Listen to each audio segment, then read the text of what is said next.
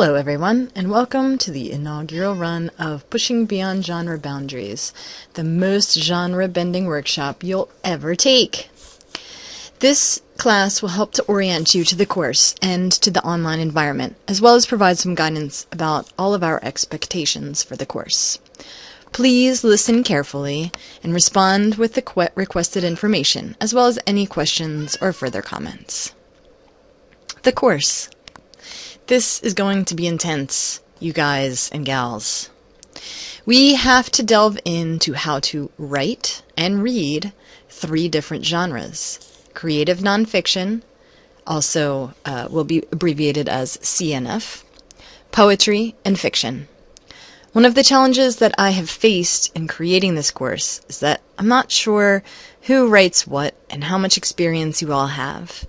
It was hard to decide where and how to start without boring those of us who have written in a particular genre, while also inviting those who are who have less experience in, say, poetry, to feel comfortable jumping in with both feet. So let's do it together. Here goes. Let's all join hands and count. 1, 2, 3, jump! Okay. Now that we've taken that initial jump, let me lay out the overall structure of the class. I'm assuming that you have all done some nonfiction writing, creative or otherwise. This might include journaling or journalism, academic essays, or lyric essays. Therefore, I'm going to open the class with creative nonfiction. After that, it was either poetry or fiction, and poetry won the coin toss. So, the next section will be dedicated to poetry, and then we'll bring it home with fiction writing. Each class will take the same basic structure. One thread will contain my notes and instructions, as well as provide a discussion forum for that class meeting, quote unquote. This thread might also include links to supplementary readings, and if so, you should choose one of those readings and be prepared to use examples from that reading in the discussion and/or workshop commentary that you do that week. The name of the game is connections between readings, between genres, between our work and that of others. So, a lot of the reading and posting you'll be doing will be in the thread dedicated to that class. Since this is an asynchronous class, the dates I have on the syllabus for the class outline are somewhat flexible. That is, you might be looking back and still posting to week 1, class 1, even after the stated date. Some of the discussion might, therefore, become more robust than others, just like in face-to-face classes. If there is writing assigned for that week, you should create your own thread to post it in. For example, the first assignment will be due in a few days.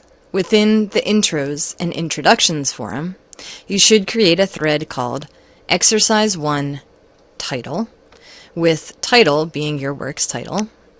Then your classmates will be able to respond directly to your thread in order to workshop the piece. Which brings me to the important subject of workshopping.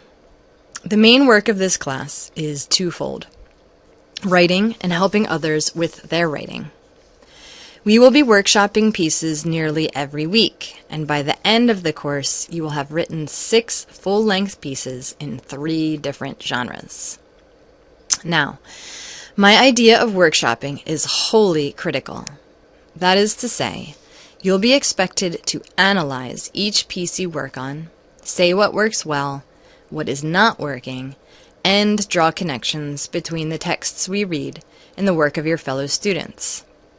It's extremely important to be able to look at others' work and to comment on different important elements that they're using in their writing. When we do this, we can take the work that we do with other people and hopefully become a little bit more objective on our own work. So I propose that you follow these steps for each piece that you critique. Number 1, print out the piece so you can carry it with you. You'll be living with this piece for a while. Read the piece 3 times. This is step 2. The first time, don't hold a pen or a pencil. Don't think about analysis or rules. Just read it. Then, number 2, read it aloud, the second time, that is. You can make marks on the paper if you are so moved. Finally, for your third read, break that baby down. Look at its constituent parts. For prose, its beginning, its middle, its end, its paragraphs. For a poem, line by line, write all over it. Then set it aside for a spell. How long depends on you before you feel ready to move on to the next step. Step 3 is write down a sentence or two that you think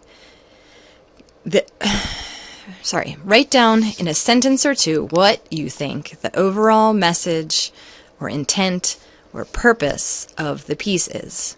What was the author trying to do? This overview will keep you grounded as you go back online to write your critique out for your classmate. Now, this sentence or paragraph that you create will also help you to avoid falling into one of the workshop traps, which is, I really liked this or I really didn't like this. What you're going to be asking yourself is, did the author's details always support what you felt the overall intent of the piece was? That is the way that you'll be able to find out whether you think that the author was successful. Sometimes it doesn't matter if the reader likes it or doesn't like it, because different people are going to be writing different things. What you want to do is put yourself in a place where you can say, this is what the author was trying to do. Were they successful or unsuccessful? Step 4. Go back to the piece's thread and start to translate your notes from reading number 3 into a line by line for poetry, or paragraph by paragraph for prose critique. As you analyze each section, revisit the theme or intention that you wrote down. Perhaps even share that with the author.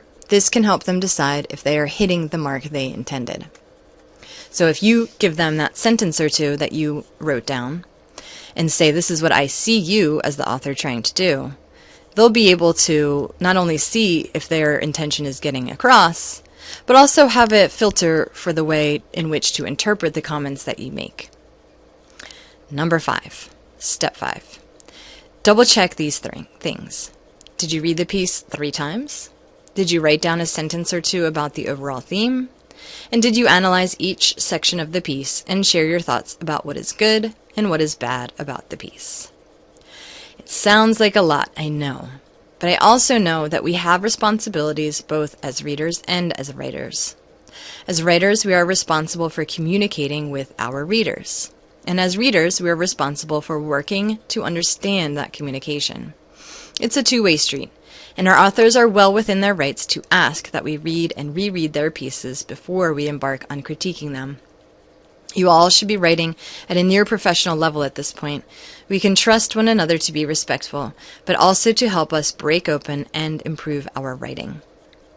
A final note on the workshop. You, as the author, must decide what criticism you want to listen to. You will be getting conflicting responses, and you can't please every reader. So, you are working to get to the point where you no longer need workshops. You need a trusted reader or 3 to read the work that you believe in. In this workshop, you'll receive comments from readers who might not be experts in your chosen genre. Sometimes this means they won't give you the best advice. On the other hand, sometimes those who approach our work with the freshest eyes, the most open of learning minds, will have the most helpful comments to make. Sometimes these readers will be windows into a whole new vista for you. Take all comments in the spirit they are intended, to help you improve your writing. If someone hates one of your darlings, try to understand why instead of simply casting the comments aside as worthless. Okay, there is a final portfolio assignment for this class. It's going to consist of 3 pieces, 1 creative nonfiction, 1 poem, and 1 piece of fiction, which all describe the same event. I'm giving you this information now so that during each segment of the course, you know you should be producing at least 1 piece for the portfolio and workshopping it. Choose wisely which story or event you want to work on. It could be a personal narrative, or it could be journalistic, lyric, political, whatever. As long as you're willing to work it into a piece of creative nonfiction, a poem, and a piece of short fiction by the end of the course. The other kicker is that the portfolio must include a revision of each piece, as well as a brief cover letter explaining some of the revision choices that you made for each one. So, 2 drafts of each piece and a 2 to 3 page cover letter. Easy peasy. Now that I have talked for way too long, now that I have lost your attention, I'd love to hear from you all. Please post to this thread a brief introduction. Who are you? What do you do for a living? What genre concentration do you usually work on? Have you published any work? And is there anything else important that we should know about you? I'll go first. My name is Blythe Davenport, and I am a teacher and a writer. My main job is my main teaching job is at Drexel University, where I teach in the first year writing program, which I love. I am also a mother, which I'm daily learning is a term that stands in for chauffeur, maid, cook, accountant, nurse, launderer, psychiatrist, plumber, handywoman, and jack of all trades. I graduated from Rosemont College's MFA program in 2008 with a concentration in poetry, though I also write creative nonfiction and fiction as well. I've published some poems and articles, but not any fiction yet, though I'm working on that. And last year, my first book of poetry, second oldest, was published by PS Books. I believe that good writing is a universal, a constant, and something that mixes concrete imagery, strength of purpose, focused metaphor, and a few other magical things. What I'm saying is that a good writer of prose will be able to take her skills and also write poetry, and vice versa. And so that is the writing that I love to read and aspire to create. A couple of discussion questions to get it going. What are some of the differences between the 3 genres? What are some similarities or common ground? What was one thing that you read in the Cowett, Cardos, or Gutkind readings for today that you disagree with, and why? Why do you choose to write, to say, I am a writer? Talk a little bit about your writing habits. There are a couple of supplementary readings listed here, Why I Write by Joan Didion and The Big Two-Hearted River by Ernest Hemingway. Thanks. I hope you have enjoyed this first lecture, and I look forward to reading about you and reading your writing.